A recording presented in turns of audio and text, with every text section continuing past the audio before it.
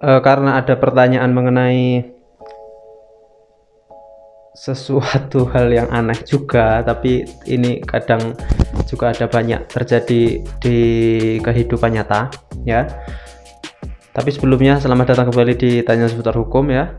Kali ini saya akan menjawab pertanyaan, yaitu mengenai apakah seorang istri yang meminjam uang suaminya untuk kebutuhan istrinya, entah itu kebutuhan sehari-hari atau kebutuhan apapun, yang intinya apakah seorang istri ketika meminjam uang ke suaminya itu harus membayar, apakah harus dikembalikan kepada suaminya. Oke, kita akan analisis permasalahan tersebut dengan undang-undang dan peraturan yang ada. Oke, itu memang banyak sekali terjadi di kehidupan sehari-hari ya, seorang istri yang meminjam uang kepada suaminya. Awalnya niatnya meminjam uang tapi untuk kelanjutannya, untuk pandangan hukum, apakah memang harus dikembalikan ketika seorang istri itu meminjam uang kepada suaminya.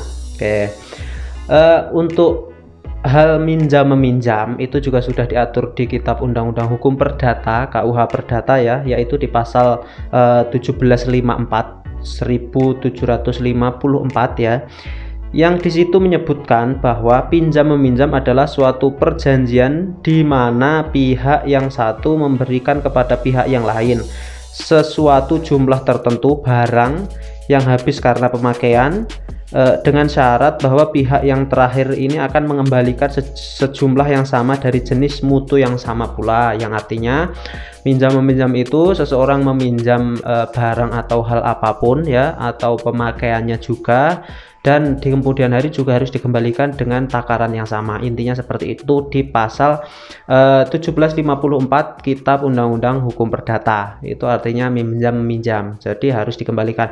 Namun ketika meminjam itu dilakukan dalam lingkup keluarga atau antara suami dan istri atau istri dengan suami atau dibalik, itu kita harus melihat juga yang diatur mengenai Undang-Undang Nomor 1 Tahun 1974, yaitu tentang perkawinan, di mana sudah disebutkan dengan jelas di pasal 35. Di situ saya masih ingat pasal 35 yang intinya pasal 35 itu ketika terjadi perkawinan antara seorang istri, antara seorang laki-laki dan perempuan, maka akan terjadi persatuan harta setelah perkawinan. Kalau sebelumnya itu menjadi milik masing-masing, namun setelah adanya perkawinan maka harta yang diperoleh istri atau harta yang diperoleh seorang suami, maka kedua pendapat tersebut akan menjadi harta bersama atau harta gonogini, yang artinya milik berdua. Oke. Untuk pasal 35 per Undang-Undang Perkawinan ini ada pengecualiannya, yaitu di pasal 29 tentang perkawinan juga, yang menyatakan mengenai perjanjian kawin. Bila mana ada perjanjian perkawinan, maka harta bersama itu bisa dipisahkan. Jika ada perjanjian pemisahan harta, itu ada beberapa jenis ya mengenai perjanjian perkawinan itu, misalnya ada percampuran harta pribadi, setelah itu pemisahan harta pencaharian, misalnya pendapatannya dipisahkan, atau ada juga perjanjian perkawinan mengenai hutangnya juga dipisahkan, dan juga ada kewenangan masing-masing untuk melakukan perjanjian dengan orang lain. Kalau tidak ada perjanjian tersebut, seperti kalian lihat, seperti yang sudah terjadi juga ketika seorang istri atau suami itu akan menjual barangnya, akan menjual rumah ya, minimal akan menjual rumah atau tanah, maka harus memperoleh persetujuan dari lawan kawinnya ya. Itu ketika tidak ada perjanjian. Namun ketika sudah ada perjanjian, maka bisa melaksanakan atas kehendaknya sendiri. Jadi seorang istri bisa menjual rumahnya sendiri atau hartanya sendiri, atau seorang suami juga bisa menjual rumah tanpa persetujuan istri, dan sebaliknya jika ada perjanjian kawin sesuai dengan pasal 29 Undang-Undang Nomor 1 Tahun 1974 tentang perkawinan. Oke. Jadi dari ketiga pasal tersebut, dari pasal pinjam meminjam tadi di KUH Perdata, setelah itu ke pasal 35 Undang-Undang Perkawinan, mengenai percampuran harta ketika terjadinya pernikahan. Dan kembali lagi ke pasal 29, maka untuk jawaban apakah seorang istri harus mengembalikan uang yang dipinjamnya kepada suami atau enggak, itu tergantung dulu ada perjanjian kawinnya atau enggak. Ketika tidak ada perjanjian kawinnya, maka seorang istri yang meminjam uang kepada suaminya tidak perlu membayar, ya, kalau menurut hukum tidak perlu membayar uang yang dipinjam dari suaminya, atau sebaliknya suami yang minjam dari istrinya tidak perlu membayar karena memang hartanya istri itu ya hartanya suami kalau tidak ada perjanjian perkawinan, karena seluruh pendapatan, seluruh aktiva dan pasiva, yang artinya seluruh pendapatan dan hutang itu akan ditanggung bersama antara kedua belah pihak. Jadi ketika istri hutang ke suami, jadi tidak perlu dibayar.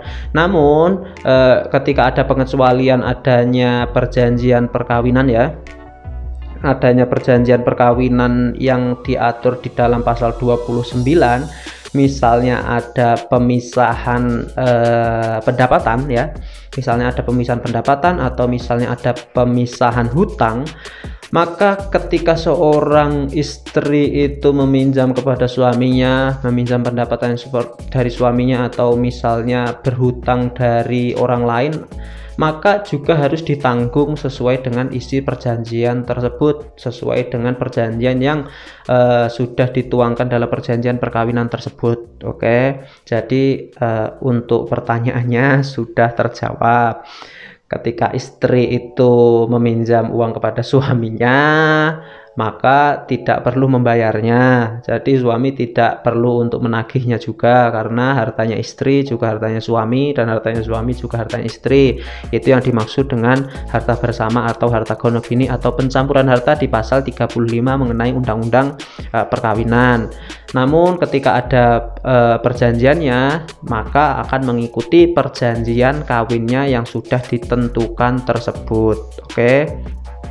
Jadi itu tadi mengenai jawaban, ya, atas pertanyaan seorang istri apakah harus membayar hutang dari suaminya, atau sebaliknya seorang suami yang meminjam kepada istrinya itu harus dikembalikan.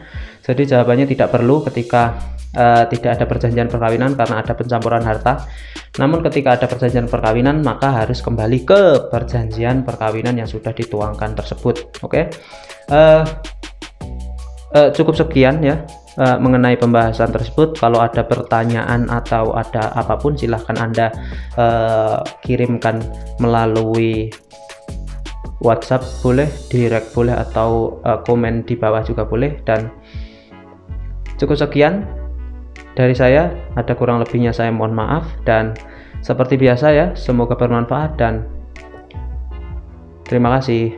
Dadah.